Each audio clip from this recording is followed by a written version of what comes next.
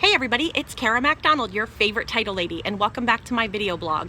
This is episode 47, and today I'm going to talk about balls. That's right, balls. I want to know if you make a habit of putting balls into other people's courts because you don't have systems in place when a client calls you or a potential client calls you and needs something from you. You need to make sure that every time somebody calls you, you are ready to take that wheel and drive them to where they need to be driven without making them have to do additional work to work with you.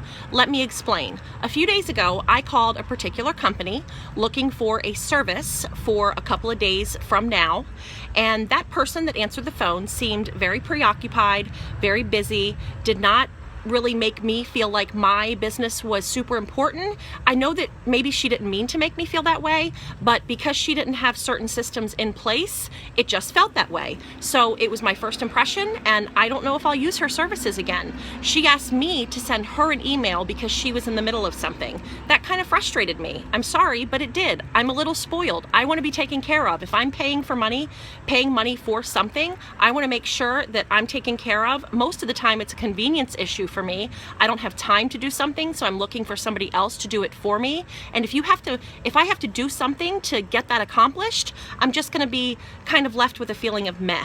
So as an agent, when you have a potential client or a client call you and they need something or they're asking for something, make sure you have systems in place. Maybe you have an assistant, or maybe you have a way to document that they called so that you can reach back out to them if you cannot help them right then and there. But do not by any means make them email you or call you back later or anything that's going to require effort on their end, because you might forget to call them back or contact them back.